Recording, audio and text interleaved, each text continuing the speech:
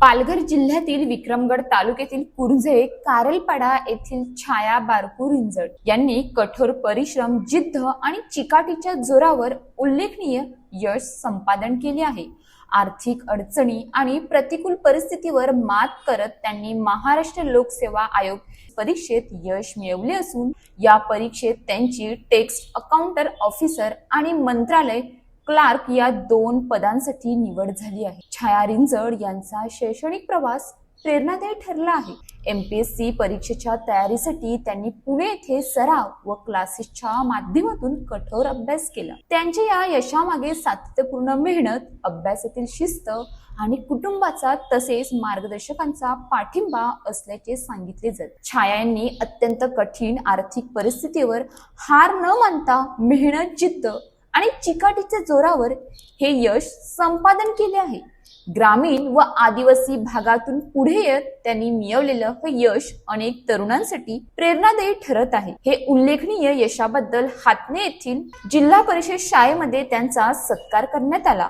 तसेच विक्रमगड आदिवासी संघर्ष समिती आणि ग्रामस्थांच्या वतीनेही त्यांचा गौरव करण्यात आला। छाया बारकू रिंजड यांच्या यशामुळे परिसरात आनंदाचे वातावरण असून त्यांच्या पुढील वाटचालीसाठी सर्व स्तरातून शुभेच्छांचा वर्षाव होत आहे। गरीब परिस्थितीतून पुढे सातत्यपूर्ण अभ्यास आणि प्रचंड मेहनतीच्या जोरावर छाया रिंजड यांनी मिळवलेले हे यश हे दाखवून देते की परिस्थिती किती कठीण असली तरी इच्छाशक्ती आणि जिद्द असेल तर यश नक्कीच मिळते।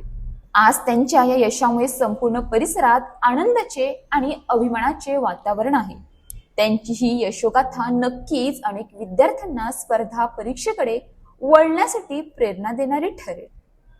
1 जून 2025 ला मी पूर्व परीक्षा दिली। त्यानंतर 21 सप्टेंबर 2025 ला मी मुख्य परीक्षा दिली, त्याच्यात क्लिअर झाले। आणि मग 26-27 फेब्रुवारी 2026 ला मी टायपिंग दिली आणि क्लिअर झाली। आणि आज 26 मार्च 26 एप्रिल 2026 ला माझा हा फायनल रिझल्ट आला। आणि खरं त्याच्यात एक सोडून मला 2 पोस्ट मिळाल्या, एक म्हणजे टॅक्स असिस्टंट आणि छान लागलेला क्लर्कचा मंत्रालय क्लर्क। जर मी ही सोडली तर मला मंत्रालय क्लर्क भेटेल, पण बेस्ट टॅक्स असिस्टंट म्हणून मी टॅक्स असिस्टंट केला। असं पहिल्याच प्रयत्नात मग मला 2 यश मिळालं। आणि खरं झालं तर हे माझ्या आई वडिलांमुळे, त्यांना काहीच माहिती नाही की शिक्षण काय आहे काय नाही, बस एक अंधविश्वास सारखा माझ्यावरती ठेवून आपली मुलगी बाहेर आहे, 12 वर्ष झाली मी बाहेर आहे, मग आपली मुलगी काय करते, अभ्यास करते की नाही, काहीच नाही, फक्त एक अंधविश्वास। आणि तोच विश्वास मी स्वतःशी बाळगला, एक आपल्या आई वडिलांचं स्वप्न, स्वतःचं स्वप्न ठेवून। आणि खरं ही जर मला दिशा मिळाली तर ह्या माझ्या लहान छोट्या 8 मुली आहेत माझ्या घरात। मग मी असं विचार केला, जर मी आज काही झाले नाही तर त्याच मुली मला म्हणतील, मावशी तू काय एवढी मोठी डिग्री घेतली, आई तुझ्या हातात काय, आम्हाला मार्गदर्शन देते, असं होईल। मग आपण काहीतरी केलं पाहिजे, आपण पुढचे त्यांना प्रेरणादायी बनावं, आपला आदर्श घ्यावा, ह्यासाठी तरी आपल्या त्या 8 मुलींसाठी तरी करावं। हे रोज अभ्यास करताना एक आई वडिलांचं चित्र आणि त्या 8 मुलीचं चित्र माझ्या डोळ्यासमोर दिसायचं। आपण काहीतरी करू तर आपला समाज। आणि खरं सांगायचं झालं तर आता एक नथू खरारा म्हणून त्याची मुलगी मनीषा खरारा, ही माझ्यासोबत वर्ष झालं, ती आहे माझ्यासोबत। असंच एकेकाला पुढे मी नेत राहील आणि पुढे 2 वर्ष मी सांगते की पुढे 2 वर्ष ती माझ्या जागी असणार आहे, ही एवढी 100% गॅरंटी माझी बस। आणि माझ्या आई वडिलांनी खूप काही केले, खूप म्हणजे मला कधी कधी असं वाटायचं काय ह्या आई वडिलांना एवढं माझं कॉन्फिडन्स कुठून येतं माझ्यावरती की शिकवता येईल म्हणून करशील, तू करशील, एवढा कॉन्फिडन्स कुठून येतो त्यांना माझ्या हातात की करशील म्हणून। खूप विश्वास त्यांनी आणि त्यांचा विश्वास मी आज हे घेऊन आज सगळ्यात मोठा आणि सगळ्यात खुशीचा दिवस म्हणजे आजचा आहे। पालघर जिल्ह्यातील सर्व समाज बांधव ह्यांनी मला खूप जणांनी शुभेच्छा दिल्या, त्याबद्दल सर्वांचे मनपूर्वक आभार मानते। खरं तर माझं प्राथमिक शिक्षण हे जिल्हा परिषद शाळा हातने येथे माझं 1ली ते 7वी पर्यंतचं प्राथमिक शिक्षण झालं। खरं तर अभ्यासाची गोडी मला त्या प्राथमिक शाळेतून लागली। त्यानंतर माझं माध्यमिक शिक्षण हे पद्मश्री अण्णासाहेब जाधव विद्यालय भिवंडी येथे माझं 8वी ते 10वी पर्यंतचं शिक्षण झालं। त्यानंतर तिथे शिक्षण घेऊन नंतर मग माझं 11वी 12वीचं कॉलेज हे स्वामी विवेकानंद विद्या मंदिर वाडा येथे झालं। त्यानंतर मी असं ठरवलं की आता पुढे काय करायचं. प्लेन BSc केल्यानंतर पुढे काहीतरी आपल्याला ऑप्शन पाहिजे, प्लॅन बी पाहिजे. त्यामुळे नुसती प्लेन BSc न करता एक ॲडिशनल सब्जेक्ट म्हणून आपल्याकडे असायला पाहिजे. मग मी ठरवलं की मला BSc ॲग्री, जेणेकरून मला प्लॅन बी माझ्याकडे असेल, त्याच्यातून काहीतरी करिअर करता येईल का हे बघेन. मग मी ठरवलं की BSc ॲग्री करावी. मग मी BSc ॲग्रीसाठी Sharadchandraji Pawar college of agriculture Chiplun Ratnagiri येथे माझं ग्रॅज्युएशन पूर्ण झालं. BSc ॲग्री पूर्ण झाली 4 वर्षाची. त्यानंतर मग काही लोकांकडून MPSc काय म्हणजे हे मला मुळात काहीच माहिती नव्हतं. मग मी एक दुसऱ्याकडून MPSc म्हणजे खूप मोठे अधिकारी होतात, फक्त एवढंच मला माहिती.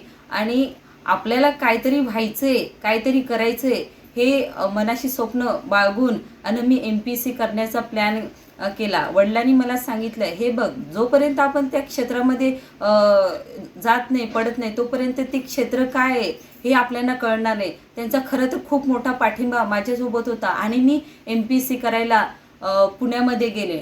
पुण्यामध्ये 14 जून 2023ला मी MPSc करायला गेले वडिलांसोबत. आणि खरंच पुण्यामधले काय मला काहीच माहिती नाही. मी गेले तिथे 15 दिवस तर रूममध्येच होते. मला MPSc काय, कोणती पुस्तकं वाचायची, काय वाचायची, काहीच आयडिया नाही. मग मी हळूहळू हॉस्टेलच्या मुली ज्या होत्या त्यांना विचारून काय वाचायचं, कसं वाचायचं हे केलं.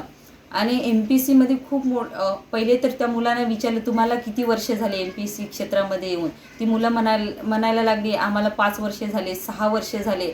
मी शॉक झाले, बापरे, आता आपण पुढे करणार कसं, काय करणार. मग मी हिंमत धरली, नाही, एकदा का मैदानात आपण उतरलं तर परत म्हणायचं नाही की खेळायचं नाही, खेळूनच जायचं. आणि मी MPScला सुरुवात केली, अभ्यासाला सुरुवात केली. क्लासेस बघितले तर एका क्लासेसची खूप सारा खर्च येत होता तिथे, एका क्लासचे. माझे वडील शेती करतायत, शेतात काबाड कष्ट करून आणि मला थोडे पुरवायचे, क्लासेससाठी पैसे द्यायचे. आणि मग मी असा माझा प्रवास सुरू केला. आणि 2024ला आधीच 2023ला सगळ्या 2023च्या एक्झाम होऊन गेलेल्या, त्यामुळे मला एक्सपिरियन्ससाठी कोणतीही एक्झाम नव्हती. पुढे एकच की जी 2024ची एक्झाम होती. मी फॉर्म भरला आणि लोकसभा आणि विधानसभेच्या निवडणुका असल्यामुळे एक्झाम ही पुढे होत गेली आणि मला तो टाईम मिळाला अभ्यास करण्यासाठी. आणि 2 फेब्रुवारी 2025ला माझी पहिली एक्झाम झाली आणि पहिल्याच प्रयत्नात मी प्री क्लिअर केली. त्यानंतर मला कॉन्फिडन्स आला, नाही, आपण काहीतरी पुढे करू शकतो. त्यानंतर 29 जून 2025ला माझी मेन्स झाली. मेन्ससुद्धा क्लिअर केली, परंतु शारीरिक हे उंचीचा निकष असल्यामुळे मला PSI होता आलं नाही. नाही तर खरं आज मी PSI झाले असते. त्यानंतर मी जिद्द हारली नाही, आपण काहीतरी पुढे ह्याच्यापेक्षा चांगलं करू हे मनाशी इच्छा बाळगून. आणि पुढे 1 जून 2025ला माझी गट क ची एक्झाम झाली. ती प्री मी क्लिअर केली. त्यानंतर 27 सप्टेंबर 2025ला मेन्स झाली, ती मेन्स क्लिअर केली. त्यानंतर 26-27 फेब्रुवारी 2026ला मी टायपिंगची एक्झाम दिली, ती सुद्धा क्लिअर झाली आणि तो सुद्धा माझा फर्स्ट अटेम्प्ट होता ते. आणि त्यानंतर 6 एप्रिल 2026ला माझा फायनल रिझल्ट लागला. आणि आज माझ्याकडे एक नाही तर 2 पोस्ट आहेत. एक म्हणजे टॅक्स असिस्टंट आणि दुसरी म्हणजे मंत्रालय क्लर्क. अशा 2 एका वेळेस 2 माझ्याकडे पोस्ट आहेत. आणि खरं म्हणजे हा पाठिंबा मला मिळाला तो घरच्याकडून. एक हिंमत, एक ताकद, एक जिद्द ती मला त्यांच्याकडून मिळाली. ते नेहमी म्हणायचे, क्षेत्र कोणतेही असो पण आयुष्यात कष्टाला पर्याय नाही आणि कष्ट प्रामाणिक असले तर यशालाही पर्याय नाही. हे वाक्य मी मनाशी बाळगून आणि मी माझा आज टॅक्स असिस्टंट आणि क्लर्क या पदावर आहे. मी आता बोलायचं तर मला काय सुचत नाही जास्त, कारण मला एवढा आनंद झाला की आमची मुलगी म्हणजे मोठी अधिकारी झाली. तर खरोखर अशी शिकताना जेवढी म्हणजे इथून पहिलीपासून ते 7वीपर्यंत 10वीपर्यंत अशी जायची. पुढं 12वी झाली, नंतर मग त्यांचा तेही ठरवलं, कारण मी शिकलेलं नाही, त्याचे मुलं काय तेवढा मला काय आयडिया येत नाही. पण ते मुलाच आम्हाला माहिती द्यायची काय बाबा मला असं पुढं शिकायचं आहे. तर मी कुठून नाही कुठून त्यांना खर्च पुरवत असतं. कधी सांगायचं 1000, 500, 200 जे काय मागितलं ते कुठून नाही कुठून, घरात खर्च नसायचा तरी पण त्यांना मी कुठून नाही कुठून पुरवायचो. अशा भरपूर वेळा म्हणजे हे केलं. परंतु खरोखर आज मुलगीने सांगितलं की बाबा मी MPC करते, तर त्याला MPCसाठी काय ते आम्ही शिकलेलं नसल्यामुळं MPC कुठं करायला मिळते पण ती काय माहितीच नाही. तर आम्हाला त्याचं पुण्याला तिथं सांगितलं मुलगीने का पुण्याला ते MPC करायला लागते. तर खरोखर मी तिथं मुलगीला घेऊन पुण्याला घेऊन गेलो आणि तिथं ती शिकली आणि खरोखर ते आता अधिकारी झाली. तर मला त्याचा भरपूर असा काही आनंद झाला आहे. तर त्याचे पुढं काय मला काय बोलायची त्याच्यात काय आयडिया पण नाही आणि शिकलेलं नसल्यामुळं ती अधिकारी झाली. तर हाच आमचा एक आनंद आहे. मी कृष्णा दामू काटकरी, कुरुंजे कारेलपाडा येथील ग्रामस्थ.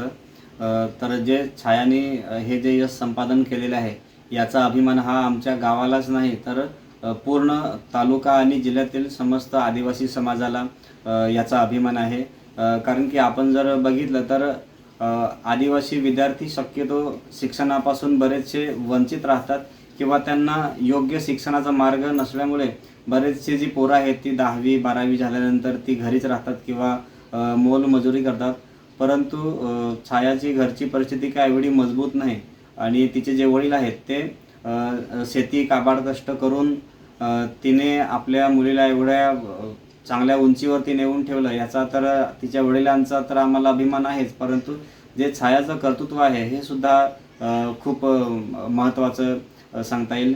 कारण की छायाने जेव्हा MPSCला सुरुवात केली तर तिने अशी या प्रकारची MPSC करावी किंवा कुठे जाऊन शिक्षण घ्यावं ही गोष्ट तिला काय माहिती नव्हती. आम्ही जेव्हा तिच्याशी मुलाखत केली तेव्हा तिने मला तिचा पूर्ण अनुभव सांगितला. बरेच दिवस तर ती MPSC करताना तिला त्या गोष्टीचा इन्फॉर्मेशन नसल्यामुळे ती घाबरायची. 15 दिवस तर तिने रूमवरच दिवस काढले असे ती आम्हाला सांगत होती. तरी पण तिने जिद्द चिकाटी ठेवून पहिल्याच प्रयत्नात तिने सुरुवातीला PSIची त्यांनी एक्झाम दिली होती. त्या ठिकाणी तिचं जे शारीरिक थोडी उंची कमी होती त्याच्यामुळे तिला PSI होता आलं नाही. त्यानंतर तिने ही जी टॅक्स असिस्टंट ऑफिसर ही सुद्धा पोस्ट काढलेली आहे. त्यानंतर मंत्रालयाचं जे क्लर्कची जागा होती ती सुद्धा तिने काढलेली आहे. एक नाही तर 3 ठिकाणी पहिल्याच प्रयत्नात छायाने हे यश संपादन केलेलं आहे. याचा आम्हाला पूर्ण आदिवासी समाजाला खूप अभिमान आहे. त्यानंतर जे आमचे जे तरुण आहेत जे अर्ध्यावरती शाळा वगैरे सोडून देतात त्यांना एक मला सांगायचं आहे की जर जिद्द आणि चिकाटी असली तर आपल्यापासून यश हे दूर जात नाही, हे आपल्याला छायाने दाखवून दिलेलं आहे. त्यासाठी जे विद्यार्थी आहेत जे आता नवीन शिकत आहेत त्यांनी सगळ्यांनीही छायाची प्रेरणा घेऊन आपल्या आदिवासी समाजामध्ये पण आपल्या आदिवासी समाजाचा विकास करण्यासाठी असे हे MPSC देणे गरजेचे आहे, UPSC देणे गरजेचे आहे आणि आपले जास्तीत जास्त अधिकारी तयार होणे गरजेचे आहे, ज्याची चालना आपल्या आदिवासी समाजाला भेटेल आणि आपल्या विद्यार्थ्यांना भेटेल आणि आपला हा जो आदिवासी समाज आहे हा आदिवासी समाजसुद्धा खूप मोठा होईल. अशाच ताज्या बातम्यांसाठी आमच्या न्यूज पोलीस रिपोर्टर चॅनलला लगेच सबस्क्राईब करा आणि बेल आयकॉन दाबायला विसरू नका.